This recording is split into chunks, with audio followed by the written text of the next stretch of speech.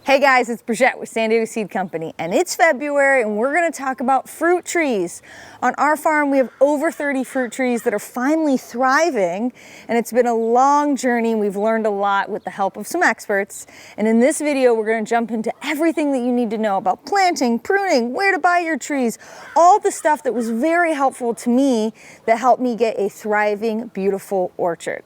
Now before we do that, make sure you hit the like and subscribe button so you're notified anytime we put a video out. Okay, so we're here in Jeff's beautiful orchard, and we have my friend Craig, who actually helped save our orchard. It was on the brink of dying. It looked really terrible, didn't it? It didn't look good. Yeah, didn't look good. And he came in and he taught me a lot about fruit trees. And so I'm just basically going to interrogate him and ask him as many questions as I can think of and help you guys learn from his expertise. But before I do that, why don't you tell everybody why you know so much about fruit trees? Well, I'm a bona fide tree nerd. I specialize in everything edible. I used to be a chef, kind of got into gardening naturally through cooking food. Read every book I could find until I learned everything I could know, attached myself to the people who knew more than I did, and fell in love with pruning fruit trees. It's my happy place. With my company, Yard to Table Creations, we specialize in everything edible, building and maintaining your vegetable gardens, and everything fruit tree related. Yeah, so if you guys have emailed me and asked me about if I know someone to install irrigation or help in the garden, I likely gave you his number because that's what he does. Now, he spent a lot of time with other experts in the field learning how to prune fruit trees, and I want to really specify that everything we're talking about is for zone 9 and 10. Okay, so if you're in upstate New York, we're going to talk about pruning fruit trees at a time that may not be applicable to you. So this is really for Southern California, lots of parts of Arizona, Nevada, Texas, going all the way across Florida, so the warmer states. So let's first get into, I think, the most confusing thing, and I still get confused and I call you and I'm like, Greg, should I be pruning my fruit trees? When do you prune your fruit trees? And I know there's a difference between the two kinds. Can you explain that? Well, it depends on the tree. Okay. Deciduous trees that lose their leaves in the winter, need to be pruned as soon. So like this guy, right? Just like this guy. Because this guy, it's wintertime, it's February in San Diego, no leaves, it's deciduous. So as soon as it begins to drop its leaves and it's obviously going to sleep, that's when we prune our deciduous fruit trees. Okay, now why, just silly question, why not prune it when it has all its leaves? What's the drawback? Well, when trees are actively growing, they are producing a growth hormone. So by pruning the tree while it's still growing, we are essentially telling the tree chemically to produce more and make more. And so you end up with an explosion of growth that you may not want. Which totally makes sense. Like you cut it on the end and then it's like all this stuff. It's called lion tailing. Oh, okay. All right. See, learn something new every day, guys. Okay. So in the wintertime, the tree is asleep. There's no growth hormone. The tree's not growing. It's not doing anything. Really, all it's doing is working on storing carbohydrates in its root systems in order to get ready for a spring flush. So since there's no leaves on the tree in the spring, it has no way to photosynthesize. So it needs a store of energy to pop those first flowers and those first leaves, and then photosynthesis can take over. So while the tree is asleep, it's not going to feel anything. It's not going to grow. We're not chemically telling it to do anything different. But what we are doing is trying to remove as much of the wood that we don't need as possible. Okay, so those of you who don't know, deciduous fruit trees are ones that lose their leaves. And when we're talking about stone fruits, we're talking about plums, nectarines, peaches, anything that has a stone inside, right?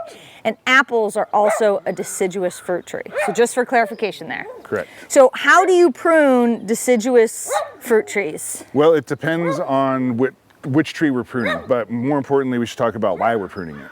So for the most part, as a general rule of thumb, this does not apply to every tree, but for most deciduous trees and most fruit trees at all, fruit only occurs on new wood, what we call yearling wood. So the newest wood on the tree. Whereas there's a couple of pomegranates, a couple of figs, they grow on second year wood. Apricot is an important one, which we'll talk about. But for the most part, we're trying to get rid of as much second year wood as we can without removing bud wood. Okay. So bud wood, if you look, is wood with buds on it. Okay, but when I look at this tree, everything has buds, right? Well, not everything, because if you go back, so this is your first year wood. This next stem here would be your last year's wood. This is older wood. There's no buds. See. Okay, there's like little bumps, but those are not buds. Nope, this is where branches are going to grow. So this is these buds on the new wood are going to become flowers. These down here are where you're going to get your branching. Now, that doesn't mean that it can't flower.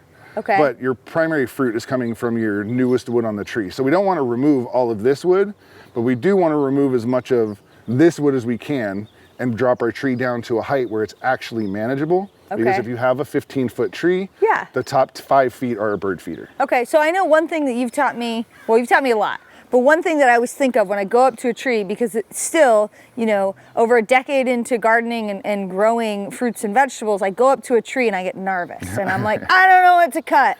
So I always think, okay, what's my goal here? It's to make the fruit easily pickable, right? So bring down the size. Correct.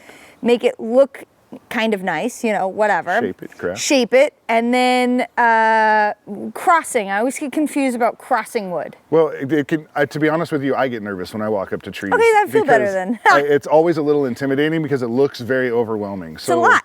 The way I was taught was to make this very linear. So we're going to start at the bottom of the tree, and we're going to just bring our eyes up, look through the tree, and follow a couple simple rules. Okay. The first thing I like to do, and you can do this in whatever order makes sense to your mind, but for me, I like to get rid of everything that I know I don't want out of the middle of the tree first. We're trying to create an open vase shape, which the purpose of an open vase shape is to keep branches from crossing each other as much as possible. So when she's talking about crossing branches, she's talking about situations like this, where we have one branch rubbing up against another branch. That's a problem because you can get scarring, you can get wounds in the tree, which is where bugs and fungus and bacteria can then enter the tree. Okay. So we want to reduce that as much as possible. Sometimes it's not possible to get it all, but we want to get as much as we can. And I always think about too, like if you have this cluster of branches together, particularly in our climate where we don't get a lot of rain, if you have a tree like that, you'll notice that's where you almost have like clusters of scale and all kinds of stuff because there's no airflow. Correct. It's like a little home for them. So that brings me directly into the next point, which is the other reason we're opening the tree is that we need good light entering the center of the tree and we need good airflow, as you just mentioned. Both of those things are going to promote growth and help prevent infections and infestations. So I know we want to remove this because it's just worthless. Like even if you got a piece of fruit on this, it's going to fall down to the ground like this and rats going to eat it or whatever. So that's actually just growing from rootstock. Oh, even more reason to get rid of it. So it may give you fruit, just not fruit you want to eat. Okay. Because the rootstock is a different tree that was developed specifically to be resistant to specific bugs and fungal issues in our area. So even though that will grow and produce a flower, what you end up risking is if you let that grow completely, it can eventually take over the graft and kill off the graft. Yeah. If it's left to go for many years. And that's what happens if like you go to your grandma's backyard and you're like, look at this beautiful fruit, and you go to taste it and it tastes terrible. Yeah. Sometimes you're actually tasting the rootstock fruit. Correct. So for those of you who don't know, what rootstock means is basically when you buy a tree, it's typically grafted, meaning they have a bottom part of the tree and they attach it to a different type on top. The rootstock is usually something, it's a variety tree that grows really vigorous and it's disease resistant, but it gives you terrible fruit. So they graft another type on top that gives you really good fruit. So you get the benefit of a good rootstock with a better grafted tree on top. So not only that, but you can have what's called a multi-grafted tree, which we have here. And if you look, you can see that there are multiple tags here. And what they've done is this part of the tree here is our rootstock. Once we get to here, you can see we have our graft scars. And this is where the branches have literally been split, inserted, and taped and left to heal over. If done correctly, you can attach a dormant branch to a dormant rootstock and create a new tree. In this case, we have several. We have several different stone fruit here. You can see 1, 2, 3, 4 fruit. In my experience with multi-grafted trees, I've always found that over the long term, they're not as successful, but I completely understand why people would love the idea. Yeah. Well, and also if you don't have a lot of space, but you want several different fruit, having a multi-grafted tree can be a good way to get fruit. As the trees get older, you start to run into some issues because different trees, even though they might all be citrus or they might all be stone fruit, still have different flowering times, which means different watering needs, different fertilizing needs, and then each tree has a slightly different need for pruning. I've seen that most of the time in my experience, there's always one graft that is the most dominant, and over time, if you don't pay attention to that in your pruning, then you know your citrus tree that has a tangerine, an orange, and a lemon and a lime is going to be mostly lime in 5 years. Is that true? Correct. Okay. And that you can try to prevent that, but at some point, trees are individuals. So when you take a bunch of individuals and you stick them all under the same rootstock, you're always going to have one dominant individual. You're always going to have an alpha female? That's kind of how I look at it, is that one tree is going to take over the most resources for whatever reason. And Okay. it's eventually you're going to start losing it, and you can actually see that here. You can see that these two branches here Way bigger. are much, much bigger than some of these other fruiting branches on the other side. Okay, so $1,000,000 question. If you had your way and your orchard and do whatever you wanted and space and money wasn't an issue, would you just get the individual trees? 100%. Okay. One exception is figs. Figs actually do really well as a multi-graft because their cycles through the year are so close together that it usually doesn't matter. You still will end up with a dominant branch, but you know, there's nothing you can do about that. And in my experience with fig is the easiest fruit tree to grow. It is the most forgiving, and it gives so much more fruit than like our fig tree. It's the last thing to get any love every year, and it's the first thing to put out fruit, and it puts out tons of it, and I have to share a lot of it because we simply can't eat it all. Yeah, that's correct. And there's a reason we call fig trees the happy trees. Okay. Because they're the easiest for everything. They grow super fast. They create a crazy amount of fruit, but also you don't even need to graft them. You can literally just cut a dormant fig branch and stick it in the soil, and it's very likely to root and grow you another tree. So for those of you who are new gardeners, if you've never grown a tree before, maybe start with the fig tree. Yeah, 100%. We teach that to all of our new students. Perfect. Okay, so we've talked a lot about all kinds of different things. Now everyone's excited. Let's get into actually pruning. Okay. Prune this tree for me and tell me why you're doing what you're doing. Okay, well, let me just explain my process from start to finish so it makes a little bit more sense. First thing I like to do is just, like I said before, is just open the tree up. Just get everything out of the middle of the tree that I know does not belong there. So in this case, it's really easy to see. It's this big branch here that's going straight up the middle. If we take this one branch out, we're gonna really open this tree up, which is gonna make it easier for us to see the rest of the tree, because as we remove branches, it'll be easier and easier to see what doesn't belong. And then it'll let sunlight in too, right? Exactly. For new people, sunlight in, more photosynthesis, more energy. Correct. Okay. So the next thing I'll do is I will go branch by branch, and I will start at the lowest branch, and I will work my way up that branch and decide every time I come to another branch whether I want to keep this or not. And I'm basing it on a few things. I want everything growing out from the center. I don't want anything growing from the outside into the middle of the tree. I don't want anything growing straight down. I don't want anything growing straight up. And I don't want anything that has a very, very narrow crotch like this, because this is going to be a weak point. And if this branch produces fruit, you're very likely to snap your branch here. Here. The next thing we're doing after we've addressed all of those on every branch is we're gonna look at the height, and we're gonna make sure that we have this at a consistent height, make sure we have a nice shape, we don't have a random branch just sticking out, because that's not pleasing to the eye. And then we're gonna do what I call just our ornamental pruning after that. Up to this point, we've been doing all the pruning that the tree needs to be the most successful, which I like to call biological pruning. And then once we've done all what we call the biological pruning, then we go in and we do the ornamental pruning just to make it look pretty. Okay, great. So let's pretend I'm with you. Well, I guess I am with you. Get in there and prune. All right, let's talk about a couple things first. Saws and pruning shears.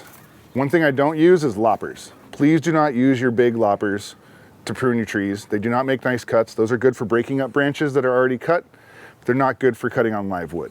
So what we're gonna do is we're gonna do anything up to 3/4 of an inch. If you have a strong enough grip, we can use this. If you can't use this, we're gonna use a pruning saw. I love the pruning saw because it makes a nice clean cut and allows you to get in between the branches. So as I mentioned, the first thing we're gonna do is start with removing the obvious, which is the center of this tree. I also know that this branch here is something I'm going to have to remove, so I'm just gonna go ahead and remove them both at the same time. Now you'll notice something about this cut. We wanna make our cuts as close to the other branches as possible. We don't wanna leave what's called a stolon. Now here, I can't really get into the rest of this. I would love to take this off, but I run the risk of damaging some of these other branches behind it, so it's not really worth it to try and take that little piece. When we get up to some of these smaller branches, we're never gonna cut in the middle of the branch. We're always gonna cut somewhere at a crotch. And what we're doing is we are giving the branch a new leader. So I'm gonna get in here and clear out some more of this small stuff from the middle. So now we've got the tree opened up. It's very easy that you can start to see there's this martini glass type shape. Like I mentioned before, we call an open vase. So now I'm just gonna start going branch by branch and looking for problems. So as we come up here, the first branch I see is this one. I always look at where it's growing, which direction it's growing, and what else is growing into it. I have to decide if this is a branch that I want to keep or if this is a branch that is causing a problem. And at this point, I'm not quite sure because I'm not sure what I'm going to do with this. So we'll come back to this one and we'll keep moving. Next branch up. We talked about this. It's too narrow. It's rubbing here and it's growing up into the rest of the branches. So we're just going to remove it. Next branch here. This branch is growing basically straight up. It's also growing into other branches. So we're going to remove that as well. Now this wood here, we're going to try and keep as much of this as possible because this is where we want our fruit. So as we come, we have this big, huge branch here. This is not a branch we necessarily want to get rid of, but we want to redirect. So what we're going to do is something called drop crotch pruning, and it literally is going to be dropping this branch down to one of these crotches. So now what we're looking for is direction. What's the best direction for this branch to grow? It's this way. We don't want it growing into these branches or that way. We want it growing this way. And this branch is pointed in the perfect direction. So we're going to take that down. And now what we've done is given this tree what's called apical dominance. Apical dominance is giving this branch a new leader. If we were to cut in the middle of the branch is going to lion tail and give you 5 or 6 sprouts, all of which are trying to be dominant. In this way, we've actually given the branch dominance and we've essentially told it where to go. So we're just going to repeat this process up every single branch until we get all the way around. One note, never make more than 5 cuts in one place. If you do that, you will end up with a human-sized hole in your tree where you've been standing for the last 15 minutes. So I make 5 cuts and then I move on. I'm going to make several circles around this tree before we're done. We want to make sure that we have clean utensils, I like utensils, clean tools. The best way to do it for me is with a torch. Reason being, if we use rubbing alcohol, then we are going to cause rust on our blades and then we have to oil them down. I don't know about you, but trying to use a pair of oily shears can get a little dicey. So I prefer to just use a torch before I get started, and I always clean my tools in between each tree. If I am pruning a very large tree, I will even clean my tools periodically as I go, just to make sure that I'm not spreading disease or bacteria or fungus or anything to the other parts of the tree or to other trees. The other thing I want to mention is that while we're pruning these trees, we are looking for bug damage as we go. We're up close and personal with the tree when we're often not this close and into the tree, literally in the tree. So while we're here, we need to be looking out for things like pinholes from borer beetles, infestations of bugs like scale or aphid, any sort of worms, anything we find on the tree.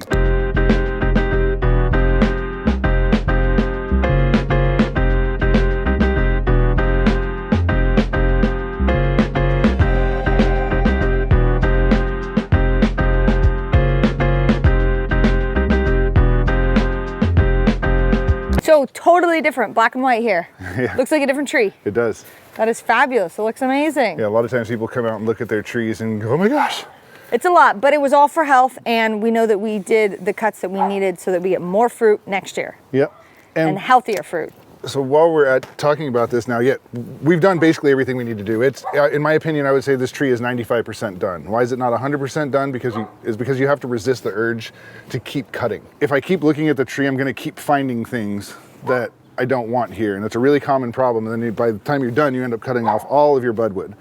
So I like to stop when I'm almost done, take a step back, maybe come back to it in a couple hours, maybe come back to it in a couple days with a different set of eyes and look to see if anything is still bothering me. And if I find something, 1 or 2 things here and there, I can finish cleaning up.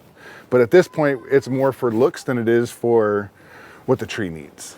And now this is considered your winter going to spring pruning, and now we're ready to let it flower and set fruit, right? We're done pruning for the year. We're done pruning for the year, but there's a few more steps before it's actually ready to start flowering. Okay, great. So that brings us into a few more things that we're going to go into in our next video and what you can do to get maximum fruit yield out of your fruit trees. So thanks, Craig, for being here with us, and let's hop into the next video. Let's do it.